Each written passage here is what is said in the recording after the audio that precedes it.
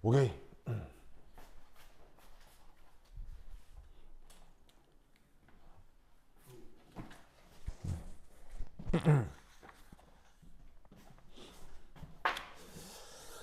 자, 슈레딩거 방정식이라고 하는 게 있는데 그 슈레딩거 방정식은 원래 그냥 하늘에서 뚝 떨어진 건 아니고 원래 파동 방정식이라는 게 있어요. 웨이브 이퀘이션이라고 하는 게 있는데 그거는 양자역학하고 무관한 고전역학의 파동 방정식이 있어요.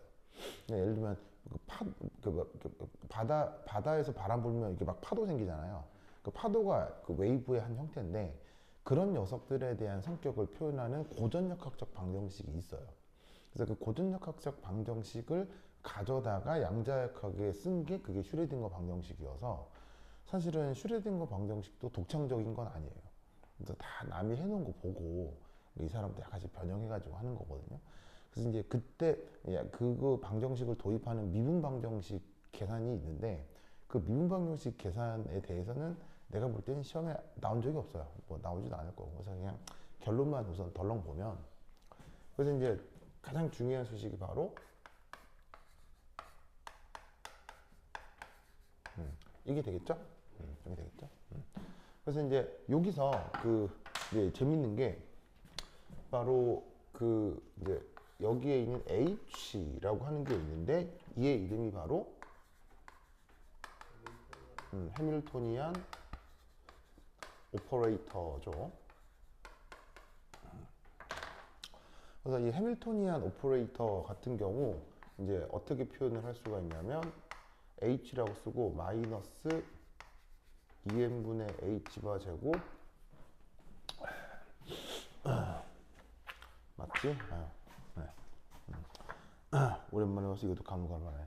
그 다음에 d 제곱 dx 제곱 더하기 vx 이런 걸로 이제 표현을 해볼 수가 있어요. 그래서 이제 이 녀석은 뭐 하는 녀석이라고 그랬었냐면 바로 역학적 에너지 연산자라고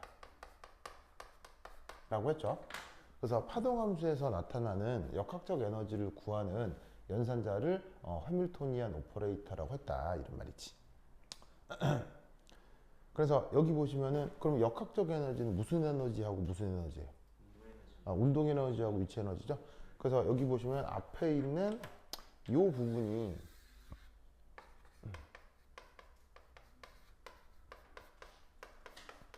운동 에너지 연산자 부분이 되는 거죠.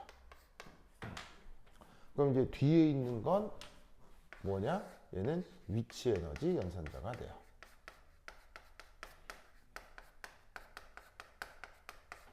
자, 그런데 이제 지금 이 해밀토니안 오퍼레이터에서는 잘 보면 변수가 뭐 하나밖에 없어요.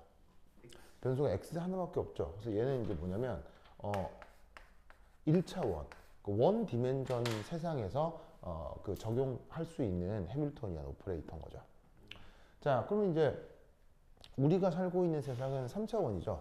그러니까 3차원에 어떤 물체가 있는 거고 다루려고 하는 원자도 3차원 세계 속 물질이니까 해밀토니안 오퍼레이터도 3차원을 가정하고 표현해 봐야 되겠죠. 그럼 3차원 해밀토니안 오퍼레이터는 여기서 좌표하고 뭐냐면 변수만 하나씩 더 도입을 해주면 돼요.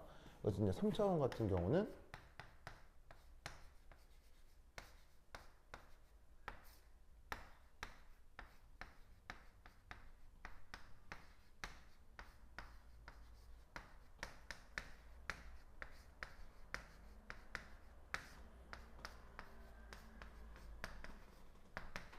짜잔. 요게 이제 3차원에 적용 가능한 해밀토니안 오퍼레이터가 되겠죠. 그래서 변수가 x 하나에서 y, z로 여러 개 늘었죠. 왜냐면 3차원의 입자를 표현하려면 x, y, z 세 개의 변수가 필요할 테니까요. 그래서 얘를 이런 식으로 확장해서 3차원을 표현을 한 거고 그래서 여기 잘 보시면은 결국 부분이 x축, y축, z축의 운동 에너지를 그냥 선형적으로 더해서 표현한 거다라고 생각하면 됩니다. 에너지라고 하는 건 방향이 없는 그 스칼라 물리량이기 때문에 운동 에너지도 움직임의 운동 에너지도 x축 운동 에너지와 y축 운동 에너지가 있다면 다 더하면 전체 운동 에너지가 되는 거죠. 그래서 이제 축을 이렇게 x에서 x, y, g를 다 도입을 한 거다. 다만 변수가 많아질 경우 이게 이제 그 이게 미분이잖아요. 두 번 미분하라는 기호인데 변수가 여러 개일 경우는 단일 변수가 아니라 그 뭐냐면 여러 변수에 대한 미분이 편미분을 해줘야 되겠죠. 그래서 이제 요 표현은 뭐냐면 y나 z 변수가 일정할 때 x 변수에 대해서 두 번 미분해라 라고 하는 편미분 표시가 되겠어요. 나머지도 마찬가지고. 뭐 하지만 우리가 실제 편미분을 해서 이걸 풀 리가 없기 때문에 그냥 보고 이런갑다 하고 생각을 해주면 됩니다. 알겠죠? 이때 m은 뭐예요? m? 바로 그 언급하고 있는 입자의 질량이겠죠? 원자에 있는 오비탈 같은 경우는 언급하는 입자가 누구예요?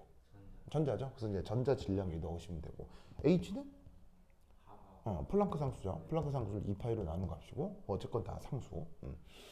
자, 그래서 이렇게 그 해밀토니안 오퍼레이터를 생각해 주시면 됩니다. 자, 이때 그 뒤에 있는 그 위치 에너지 연산자는 이게 딱히 수식으로 일반화해서 표현할 수가 없어요. 왜냐하면 이 위치 에너지라고 하는 거는 그때그때 다르거든요.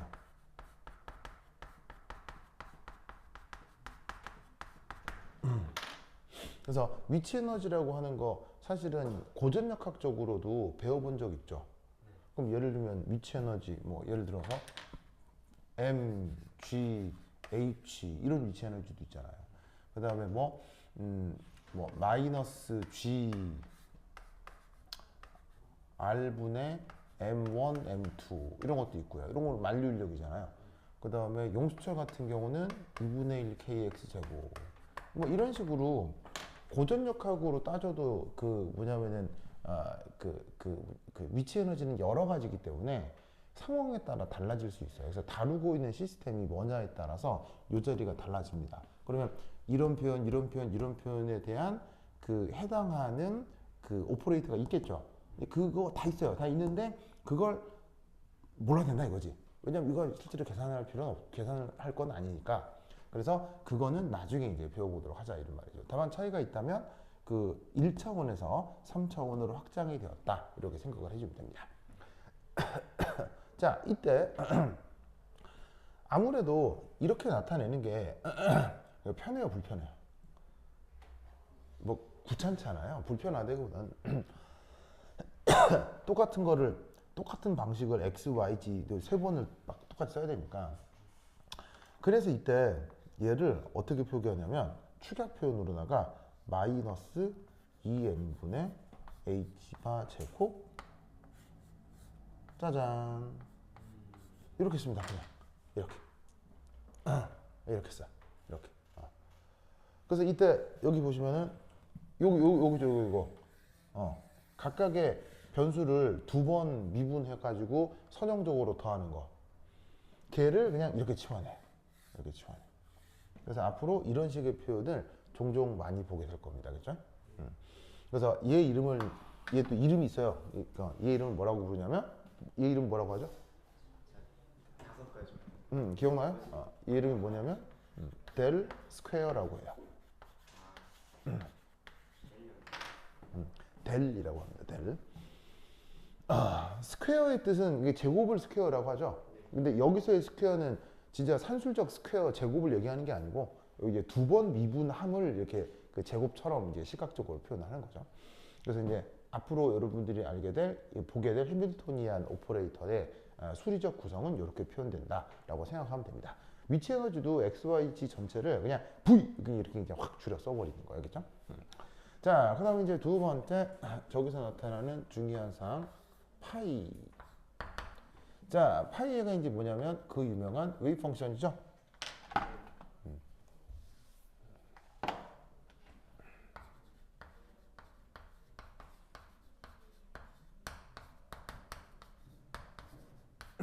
자, 그래서 얘는 그 뭐냐면 시스템을 구성하는 입자. 그러니까 뭐 지금의 경우는 이제 보통은 원자 속 전자가 되는 거죠. 그 시스템을 구성하는 입자의 물리적 정보를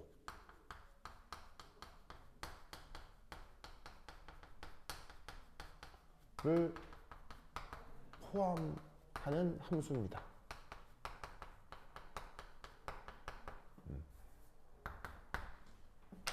이걸 웨이브 펑션이라 한다.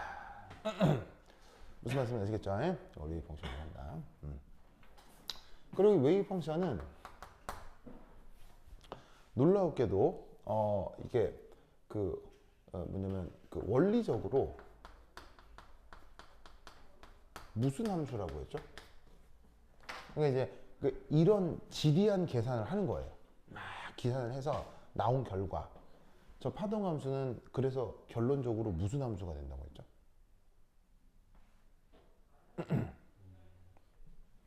바로 복소수 함수라고 했습니다.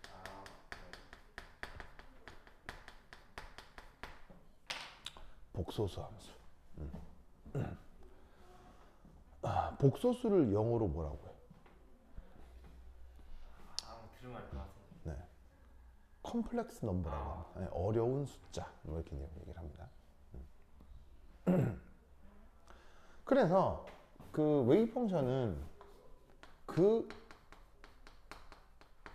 함수값, 그러니까 이제 이게 왜 복소수가 나오느냐 이유 없어요.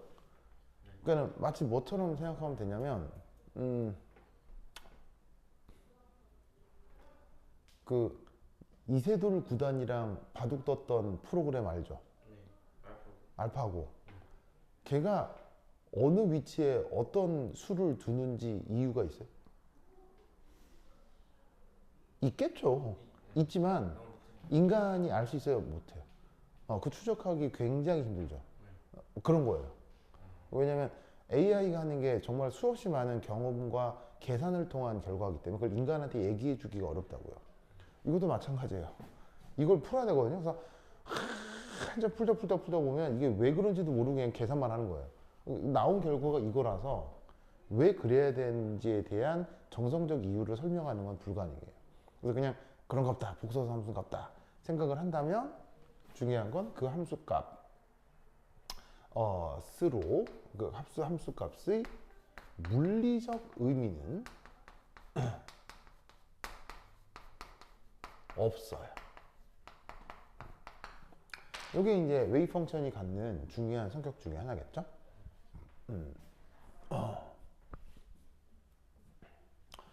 자, 복소수 함수인 거하고 함수값이 물리적 의미가 없는 것은 뭐 때문이에요?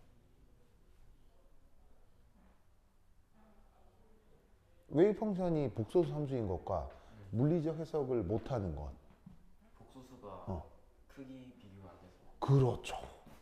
자, 바로 뭐냐면 물리적 의미가 있으려면 항상 대소가 있어야 돼.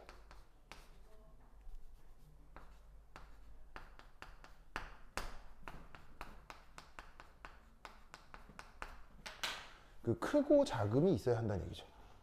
뭐 키가 크다 작다, 몸무게가 무겁다 가볍다, 혹은 나는 너를 좋아해, 너는 별로 안 좋아해, 뭐 이런 식이에요. 알겠죠? 대소가 있어야 물리적 의미가 있는데 복소수는 수학 시간에 배워봤을 거예요. 대소가 있어 없어요? 대소가 없기 때문에 우리 일상생활에 적용을 할 수가 없다는 얘기죠. 그래서 웨이브 펑션이니까 함수는 함수고 그 수식도 있고 수식이 있으니까 변수를 넣으면 함수값도 나오는데 그게 복소수로 나오는지라 그 복소수 함수값 자체로 무슨 물리적 의미를 해석할 수는 없다는 얘기예요. 그래서 저기 슈레딩거 저 양반은, 저 슈레딩거가 사람 이름인 건 알죠?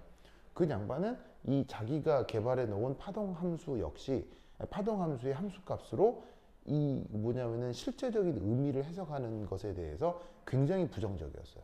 절대 그러면 안 된다고 했어요. 근데 이때 이 함수값을 가지고 살짝 변형을 해서 물리적 의미를 찾아낸 사람이 있죠. 그게 뒤에서 곧 나올 본이라는 사람입니다. 본. 자, anyway. 자, 그래서 이 웨이브 펑션은 오직 연산자와의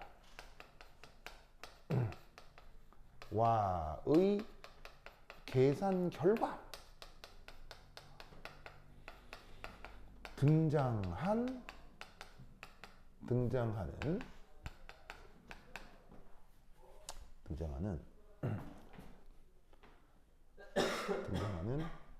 계산 결과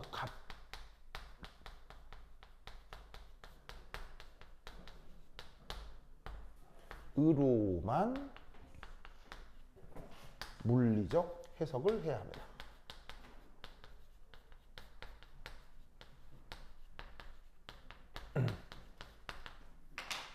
그래서 이 파동함수라고 하는 건 연산자를 통해 연산을 해서 나온 결과로만 뭐냐면은 해석을 해야 된다 이런 말이에요.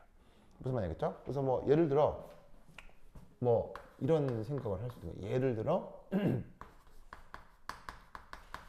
운동량 연산자.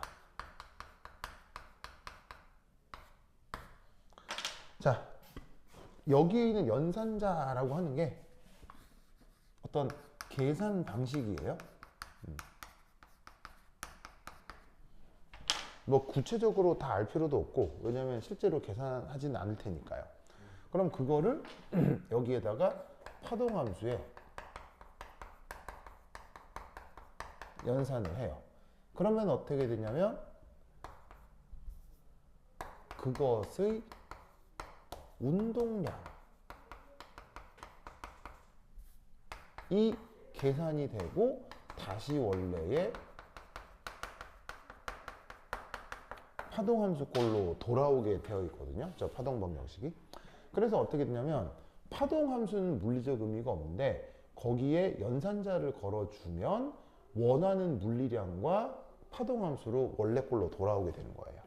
그래서 여기에 나와 있는 요게 앞으로 측정할 그 물리량의 기대치가 되는 거예요. 그러니까 실제 실험을 해서 운동량 측정할 수 있잖아요. 근데 그게 아니라 운동량 보존으로 계산해서 운동량 계산해 볼 수 있잖아요. 그런 식의 계산을 통해서 예측할 수 있는 운동량을 양자역학에서는 이런 식으로 계산을 한다 이런 얘기죠. 알겠죠? 자, 그리고 이제 저기에 있는 마지막 3, 2 이게 바로 역학적 에너지 되겠습니다.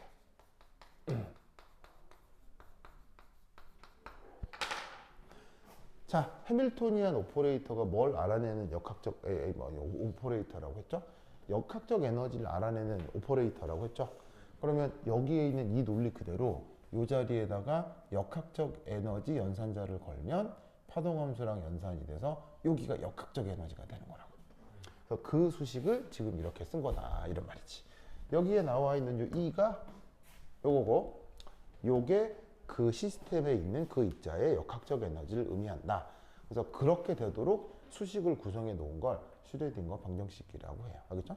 그래서 이거를 막 수학적으로 접근하는 게 있는데 뭐 대충 그냥 이 정도로만 판단해 주시면 되겠습니다. 자, 그다음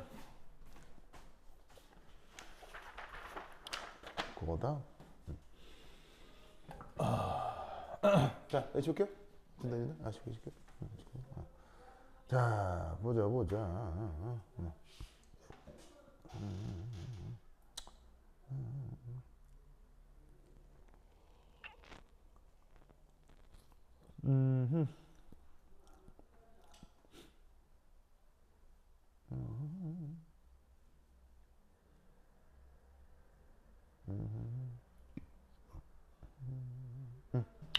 자, 지우자.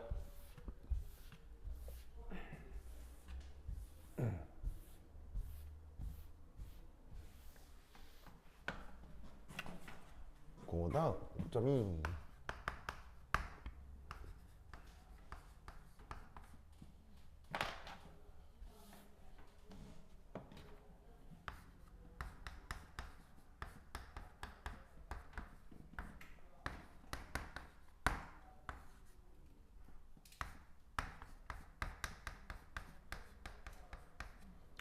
슈레딩거 방정식에 등장하는 이 파이 표현을 웨이 펑션이라고 했잖아요. 저 웨이 펑션의 성격을 좀 알아보겠다 이런 뜻입니다. 자, 저 웨이 펑션의 성격. 우선 첫 번째 1. 시스템의 모든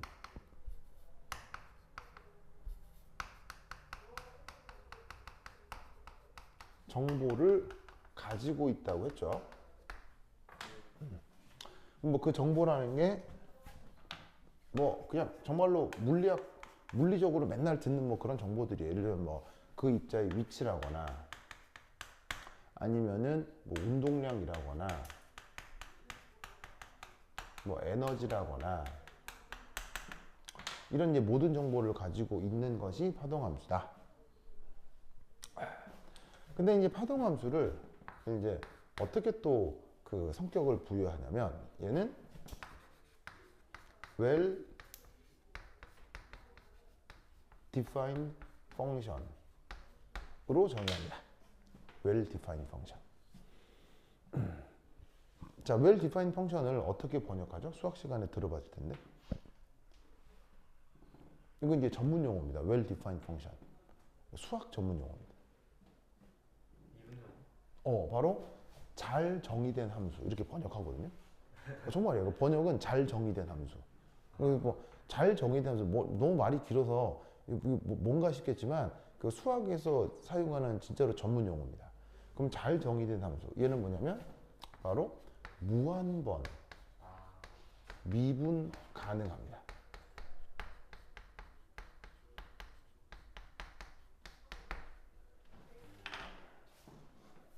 무한번 미분 가능합니다.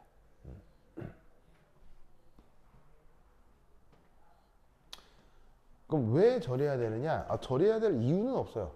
이유는 없는데 저렇게 정해야 겨우 풀리기 때문이에요. 저렇게 안 정하면 못 풀어요.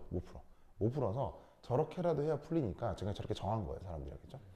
그래서 이제 보통 뭐들이 되냐면 바로 첫 번째 뭐 사인 뭐 이렇게 삼각함수 같은 게 이제 무한번 미분 가능하죠, 그렇죠? 그 다음에 이렇게 막 지수함수도 무한번 미분 가능하죠, 그렇죠? 그 다음에 다항함수 무슨 말이겠죠? 이런 것들로 구성됩니다. 그래서 이제 뭐 다항함수, 그 다음에 이제 뭐 지수함수, 그 다음에 삼각함수 이런 것들로 그래서 파동함수가 구성돼요. 그래야 그나마 계산 가능하기 때문에. 그 다음 이제 세 번째.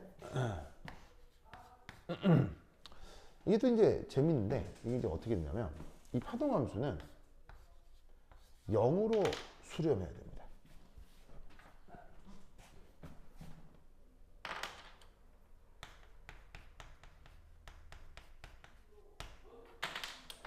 영으로 수렴해야 됩니다. 뭐 할 때? 이게 요렇게 될 때. 자, 그러면 여기서 여기 뭐냐면 바로 핵으로부터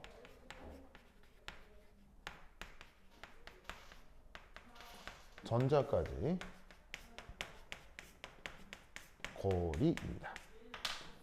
그래서 핵에서 전자까지 거리를 r이라고 할 때 그 핵과 전자 간 거리가 점점점 멀어질수록 저 파동함수는 무조건 0으로 수렴해야 됩니다.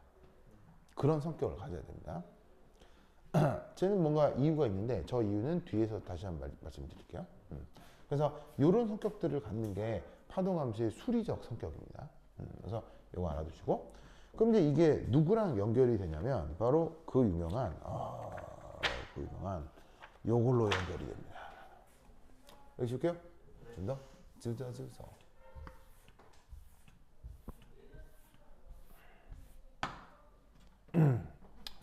바로 5.3 본즈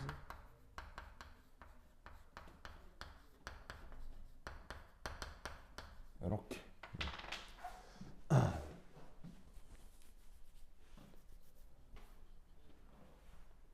자, 여기 이제 앞에 대문자로 쓴 거 보이죠?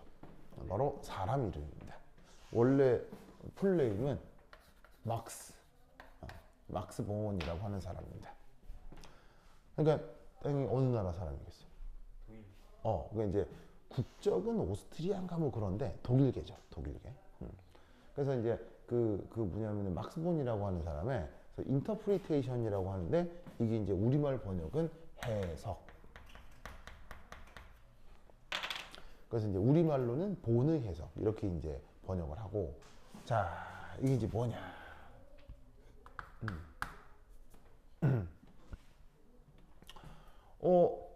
그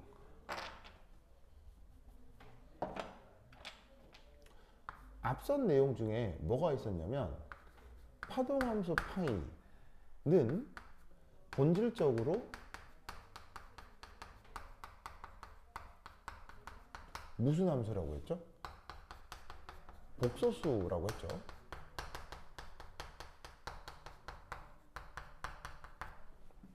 그래서 어떻게 되냐면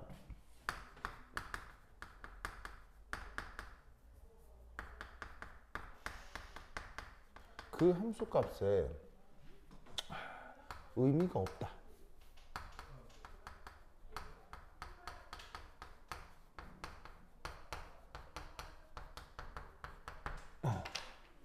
요게 이제 막스 본의 생각이에요. 이게 이제 슈레딩거 방정식에서의 생각이에요. 근데 이제 그 파동함수를 지그시 바라본 막스 본은 이렇게 힘들게 계산해서 얻어놓은 파동함수인데 얘가 진짜로 아무런 의미가 없다는 거냐. 너무 아깝잖아. 뭐라도 약간 재활용할 수 없을까? 막 고민을 한 거야. 근데 여전히 슈레딩거는 절대로 일체 해석을 해서는 안 된다. 오직 연산자하고의 연산 결과만 물리적 의미를 해석해야 된다. 라고 슈레딩거는 죽을 때까지 주장하거든요. 그래서 슈레딩거는 끝까지 저 본의 업적을 인정하지 않습니다. 예. 그래서 이제 그런 상황에서 그리고 이제 슈레딩거는 할아버지예요. 할아버지고 막스 본이 이때가 나이가 18살인가 뭐 18살 때 어린 애기 막스가 이제 판동 방식을 보고 이거 그냥 버리긴 아까운데 하다가 1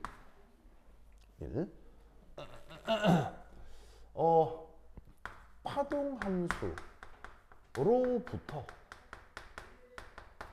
함수로부터 어떤 영역에 나타날 수 있는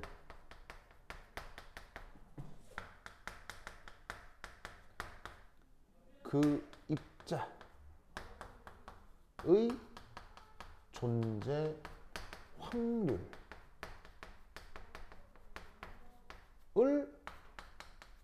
알 수 있다 라는 해석을 하게 되는 겁니다. 드디어 확률이라는 말이 나오게 되는 거예요. 저 확률을 그 슈레딩거도 전혀 인정하지 않았어요. 그리고 아인슈타인도 확률 얘기를 믿지 않았기 때문에 아인슈타인이 또 했던 또 유명한 얘기가 뭐 신은 주사위 노름을 하지 않는다 뭐 그런 유명한 얘기를 했었잖아요. 네. 근데 막스는 확률이다, 가능성이다, 이런 생각을 처음 도입하게 된 거예요. 그래서 어떻게 되냐면 그 확률을 어떻게 할 수 있느냐 라고 해서 첫 번째 1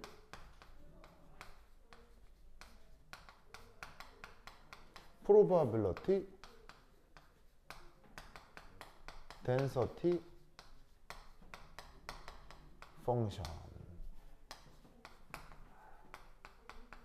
이라고 하는 개념을 새로이 만들어요. 자, probability density function 우리말 번역은 그렇죠. 바로 확률 밀도 함수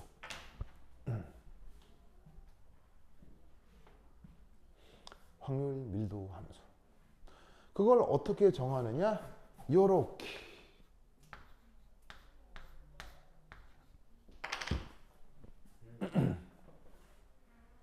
파동 함수의 크기의 제곱을 한 것.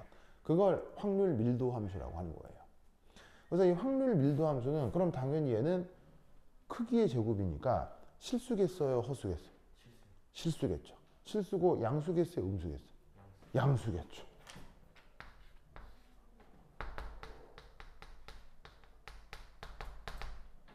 그럼 드디어 양수가 돼버리면 대소 비교가 가능해요, 불가능해요? 가능하다. 그러니까 마치 뭐 어떤 상황이냐면 요렇게 뭐 이런 거라는 거죠. 하면 이제 뭐 이거 뭐 이렇게 양수 이렇게 나오잖아요. 그래서 원래 파동 함수를 가져다가 크기의 제곱을 해서 쟤를 양수화하는 거예요. 무슨 말 알겠죠? 양수화. 좋아. 그래서 이때 얘를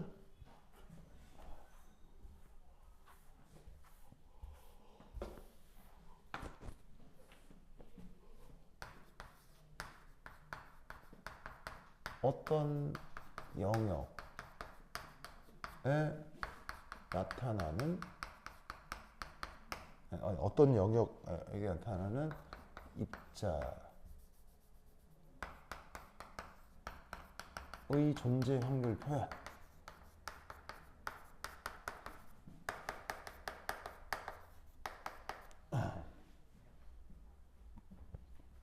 자, 그럼 우선 여기서 생각을 해볼게.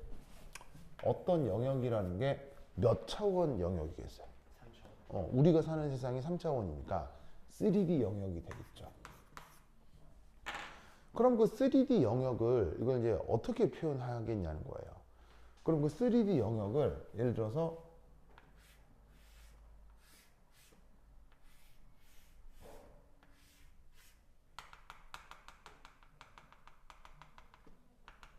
이렇게 보자면 그 요쪽으로 x축, 이렇게 y축, 이렇게 z축이 있을 거 아니에요. 이제 여기 이제 뭐 가상적인 어떤 원점이 있을 거예요. 그 원점에 대해서 x축으로 dx 칸 만큼, y축으로 dy 만큼, 그리고 z축으로 dz 만큼. 무슨 말 알겠죠? 그렇죠? 그렇게 진행하면 여기서 뭔가 미소 영역이 나타날 거 아니야. 그러면 그 미소 영역에서 이렇게 규정되는 요 아주 미소한 그 정육면체에서 나타나는 그 입자의 존재 확률을 얘로 표현을 해볼 수 있을 거다, 이런 말이에요. 그래서 이제 그걸 이제 어떻게 표현할 거냐, 바로 이렇게 자, 이렇게 이제 짝대기 하나 더 그은 건 그 대문자다, 이렇게 생각하시면 됩니다. 대문자. 대문자.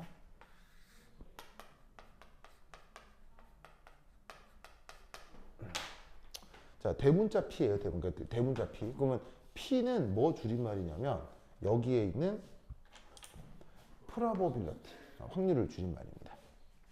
자, 그럼 이제 이것의 뜻은 뭐냐? 요렇게 파동함수가 있죠? 자, 파동함수가 3차원이니까 변수가 x, y, z일 거 아니에요. 그죠? 자, 그런데 그냥 두는 게 아니고 크기의 제곱이라고 했죠. 얘를 다시 크기를 하고 제곱. 한 것을 여기에 있는 요 x,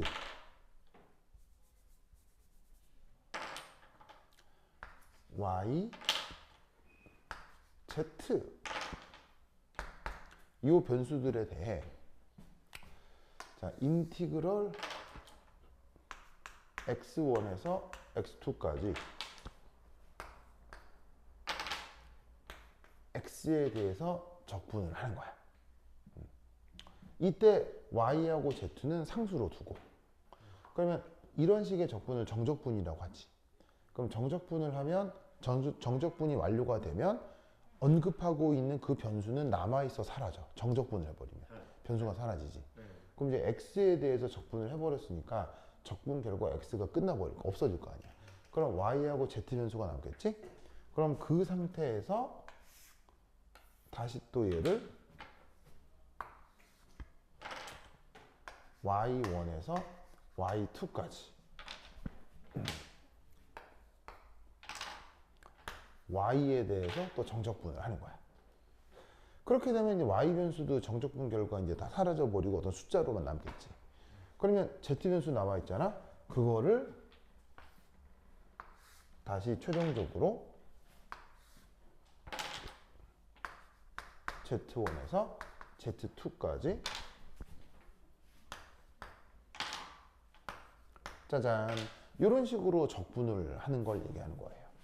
그래서 이런 테크닉을 뭐라고 부르냐면 이런 걸 중적분이라고 하죠. 적분을 거듭 반복한다. 알겠죠? 우리 또 준영이 또 잠 오기 시작하네요. 힘내주세요, 알겠죠? 이럴 때 체린이라도 있으면 티키타카 해가지고 괜찮을 텐데 이제 체린이 안 오고 설마 보고 있는 건 아니겠네요. 그래요. 네. 아 진짜 이 사람들 말이야. 좋아.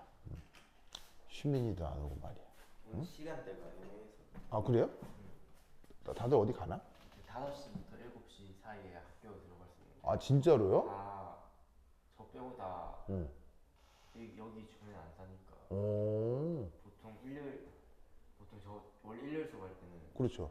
여기 마친 다음에 바로 학교 가려고 했었는데 근데 이제 토요일 됐으니까 오늘 시간이 좀 애매해가지고. 그렇구나. 자기는 바로 이 앞에 사는 거죠? 저 현대 아파트 아 그래요? 좋아. 갈 때 어떻게 가요? 갈 때요. 어디를 어떻게 가요? 뭐 교통수단? 걸어. 여기서 경남과학고까지 걸어간다고요? 엄마 아빠 차 타고. 학원에서 집 갈 때. 그치. 그렇지. 엄마 태워주세요? 네. 1시간은 걸릴 거 아니야? 데려다 주고 다시 오시는 거예요? 대중교통은 없나? 대중교통이 좀 애매하구나. 그래. 제 친구들 하면 원래 자전거 타고 사는 애한 게 있어요. 여기서 자전거 타고 간다고요? 그냥 거창 사는데 자전거랑 버스랑 왔다 갔다 해가지고. 대단하네요. 좋습니다. anyway. 자, 그래서 변수가 여러 개일 경우 각 변수에 대해서 거듭 적분하는 이런 테크닉을 중적분이라 한다 이런 얘기죠. 이런 식으로 그 입자의 존재 확률을 계산할 수 있다라는 것이 바로 본의 해석이 되겠습니다. 알겠죠? 그렇죠?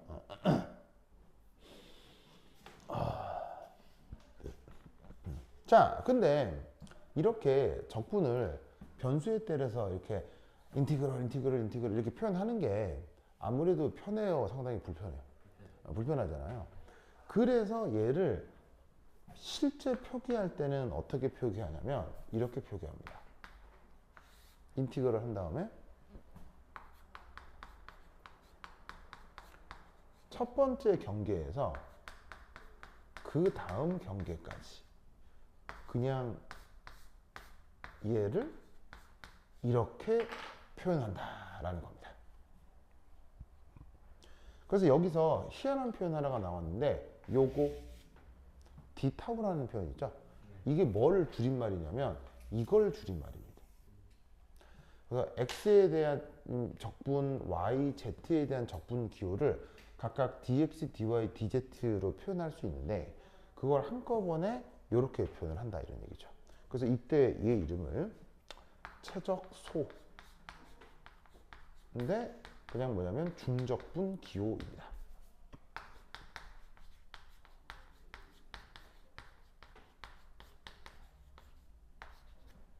그래서 이런 표현을 보면 결국 실제 계산을 하려면 이렇게 하라는 거지. 근데 이렇게 하라를 실제로 할 일은 없으니까 걱정하지 않으셔도 돼요. 그렇죠? 그래서 이렇게 쓰는 게 귀찮아서 이렇게 줄여 쓴다 라고 생각하시면 됩니다. 이때 이제 요만큼을 바로 타우 이렇게 이제 읽으시면 돼요. 이게 원래 고전 물리학에서는 토크죠, 토크. 토크 표현하는 기호인데 여기서는 3차원 중적부를 하라는 기호로 이 기호를 또 쓰는 겁니다. 이게 그리스 알파벳인데 발음이 타우였을 거예요, 그렇죠? 이렇게. 그리고 이 본의 해석에서 또 진짜 중요한 게 바로 이거죠.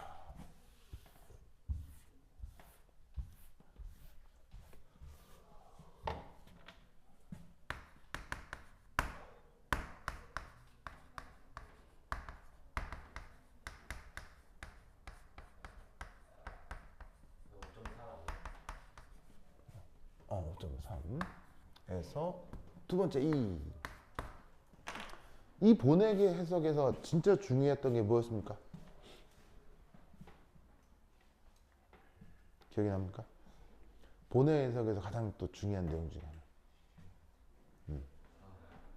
핵심 파악하는. 뭐요? 핵심 파악하는 어려워. 이제를? 이거 듣지 않아요. 뽀로뽀로뽀로바.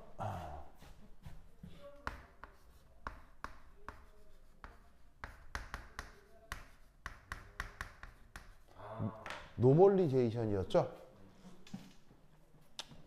본이 도입한 가장 중요한 개념 중 하나입니다.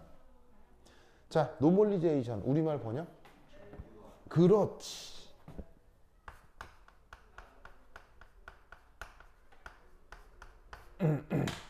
정규화.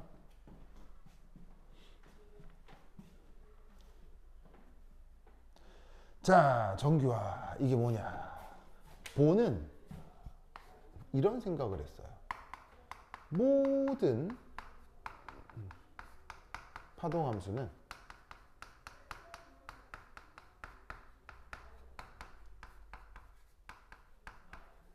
다음의 성격을 갖습니다.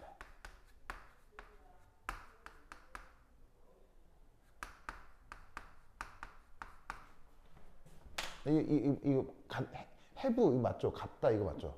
해부 맞아. 같다가 지읒띄고 디귿띄고 티귿띄고 해서 나이가 들수록 이렇게 막 그 맞춤법 헷갈린다니까. 헷갈려 진짜. 디귿이 있어요. 같이다. 같이다 어디 이게 이렇게 그렇지. 리스트릭트 이게 같이다. 티귿은 same, 지읒은 having 그렇죠. 그렇죠. 헷갈려. 그렇죠.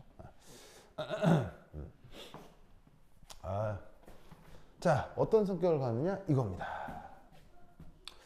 자, 요렇게 쓰면 뭐죠? 요렇게 쓰면 얘는 그냥 파동함수죠. 웨이브 펑션이죠. 근데 웨이브 펑션의 크기를 해놓고 제곱한 게 뭐죠? 그게 PDF죠. 무슨 말이겠어요? PDF죠. 그럼 이때 여기서 얘를 적분을 하는데 3차원 중적분을 해. 그런데 그 적분 구간이 어떤 경계 속에서 어떤 경계라고 하면 이 경계와 요 경계라고 하면 경계와 경계로 한정된 영역이 나타날 거 아니에요. 그럼 그 영역에서 입자 발견 확률을 이렇게 표현할 수 있는데 이때 이 경계를 이 첫 번째 경계와 두 번째 경계를 이렇게 잡아보자 이런 말이야. 경계가 저기서 저까지 무슨 말 되겠죠? 네. 그러면 경계를 이렇게 잡는다는 것은 뭘 의미하는 거예요? 전체. 바로 전 우주가 되는 거겠죠? 그래서 이 계산이 뭐냐면 전 우주에서 해당 입자를 발견할 확률이 되는 거예요. 무슨 말 되겠죠? 그러면 그 값이 뭐가 돼야 된다? 바로 1이 돼야 된다. 라는 것이 바로 보온의 해석의 가장 중요한 결과인 노멀리제이션이 됩니다. 알겠죠? 그래서 전 우주에서 해당 입자를 발견할 확률. 알겠죠? 그럼 당연히 내가 언급하고 있는 입자는 전 우주에 있다.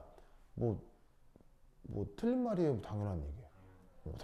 당연한 얘기를 확률 100%라고 얘기를 하고 있는 거예요. 그래서 이 파동함수는 모든이니까 모든은 예외가 있어요, 예외가 없어요.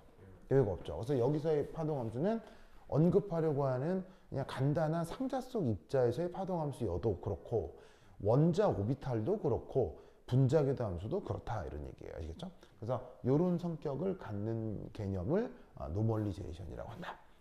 그래서 이 본의 해석에서 꼭 이제 리마인드 해야 될 거는 입자 존재 확률을 이렇게 중적분으로 표현한다라는 것과 그 다음에 이 노멀리제이션 테크닉 이 두 개를 꼭 기억해 주시기 바래요. 알겠죠? 자, 그럼 이제 이걸로부터 이걸 가지고 드디어 어토믹 오비탈, 원자 오비탈이 어떻게 접근되는지 한번 생각해 보도록 하겠어요. 알겠죠? 그 내용부터 한 10분 쉬었다도록 하겠습니다. 헌실 그것도 좋아. 그거 다음에 올 때는 저기 채린이한테 시험지 좀 갖다 달라고 해야겠죠? 채린이 보고 야 너 시험지 갖고 와? 이렇게 얘기해야겠죠? 그래 알겠죠? 그래. 내가 또 채린이한테 문자도 해야지.